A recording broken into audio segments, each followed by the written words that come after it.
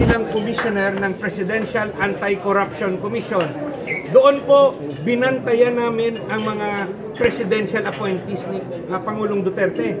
May basbas niya po, sabi niya, PACC, tignan mo yung mga cabinet secretary, bantayan nyo na yung mga tagong yaman nila.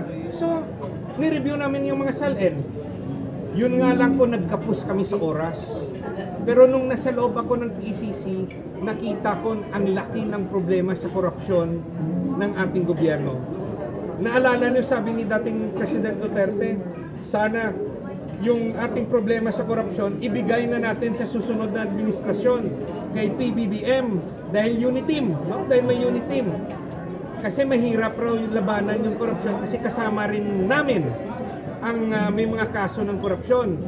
Yun nga, nag-aantay kami sa PACC na papasok na si PBBM na ipatawag kami para i-brief namin, ipaalam anong problema para ma-continue nilang investigasyon. Nalaman na lang po namin sa news, inabolish ni PBBM ang PACC, first executive order to abolish the Anti-Corruption Office ng Presidente. So kinabahan ako. Kahit may unit team, kinabahan ako. Ito na ba ang magiging polisiya ng gobyerno? Hindi mabibigyan ng atensyon ang laban sa korupsyon. Kinabahan ako nung nangyari yun. First executive order. Anong resulta? Yung katayuan natin ngayon. Yan po, no, ang eksperyensya ng pinabili ng suka na taga Negros na isang abogado at dumaan sa 3 matataas na opisina sa politika, DILG, sa ekonomiya, Land Bank of the Philippines, sa Anti-Corruption, Presidential Anti-Corruption Commission. Kung tatawagin niyo akong bumili ng suka, proud po ako na naging parte ng Team Duterte, ng PDP Laban, kasi po yung konsensya ko nagsasabi, preparado po si Atty. Hinlo maging senador ninyo, maging senador ng Visayas at ng buong Pilipinas. Salamat. Sir, some question lang po. Before po nag-close yung Senado sa opisina nila, sir, merong mga membro ng kooperatiba na nagrarally po doon. Ano po ang reaksyon nyo tungkol doon sa paglalagay ng tax sa kooperatiba? Malaking problema yan, yung kakaharapin ng kooperatiba. So kung magiging senador ako, pag-aaralan namin, I will hear out kasi yung purpose ng cooperative law para walang tax. Although may naririnig rin tayo na inaabuso ng iba sa kooperatiba na ginagawang pangnegosyo at hindi nakakabenepisyo yung kanilang miyembro. So, pag-aralan natin kasi yung aking datos, nung nasa land bank ako, yung kooperatiba natin, 50% failure. 50% failure dahil po sa private corruption. Anong ibig sabihin ng private corruption? Yung mga opisyal ng kooperatiba, yung nag-e-enjoy, yung kawawa yung miyembro, yung nakabigay ng pera bilang member, nawala ng benepisyo, 50% natatalo ng utang sa bangko, hindi makabayad, 50% failure. Yan po yung natutunan ko nung nasa land bank ako kasi hawak ko yung datos. Naging chairman po ako ng audit committee ng Land Bank of the Philippines. Yung pinabili po ng suka, naging chairman ng audit committee ng Land Bank of the Philippines, pinakamalaking government bank, no, sa Pilipinas.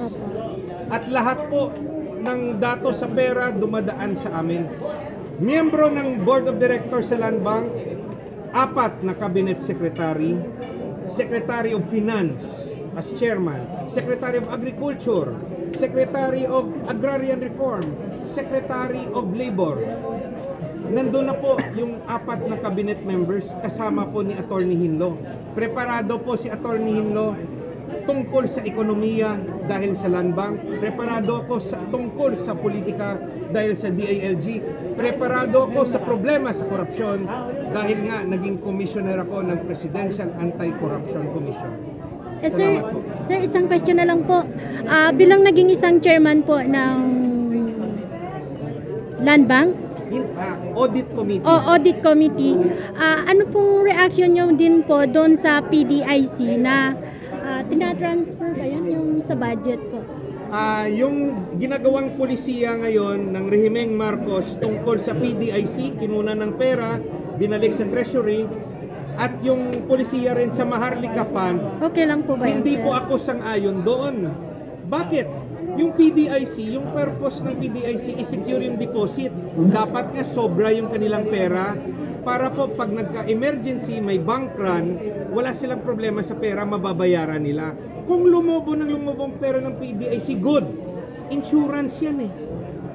Kung yung Land Bank may sariling pera, DBP may sariling pera, inaalagaan na po ng Land Bank at ng DBP yung kanilang pera, nag-i-invest na sila kung saan-saan para maalagaan yung pera kasi secured yun sa Land Bank at DBP.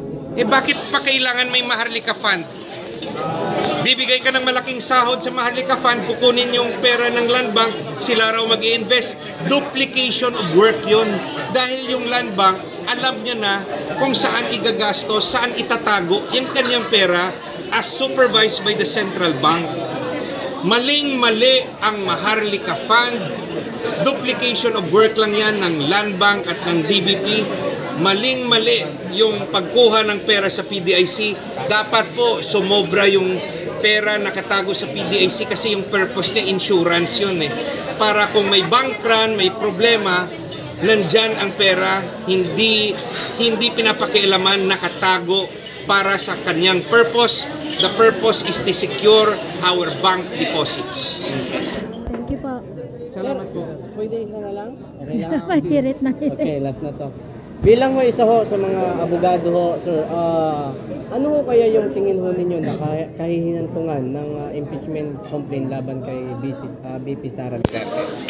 The impeachment complaint also, although it is a legal process, may procedure, it is still a political exercise. Hindi yan korte na mag-a-assess o mag-judge guilty or not guilty. Kung may kasalanan si BP Sara, antayin yung pagkatapos niya sa termino, failan niyo sa ombudsman. Pero alam naman natin, sinasabi nila, maling paggamit sa confidential fund. But, under constitutional ground, equal protection of laws. Tandaan ninyo, equal protection of laws. Bakit si BP Sara lang ang inaatake ng Quadcom tungkol sa confidential fund at hindi yung Office of the President na mas malaki yung budget? At bakit hindi yung mga departamento under sa Office of the President na malalaki rin yung budget? Bakit walang nagrereklamo sa mga daan na sinisira ng DPWH mismo o yung kanilang kontraktor? Bakit hindi nagrereklamo sa DSWD na bilyon-bilyon yung pera pero walang programa sa street children? Bakit hindi sila pinagalitan ng Quadcom?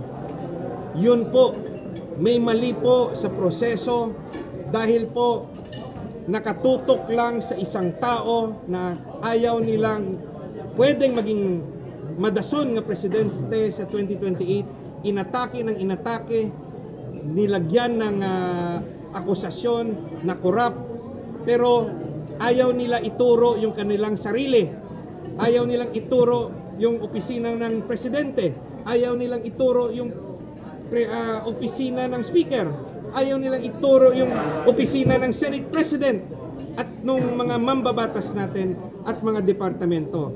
Nasaan po yung compliance sa equal protection of laws ng konstitusyon?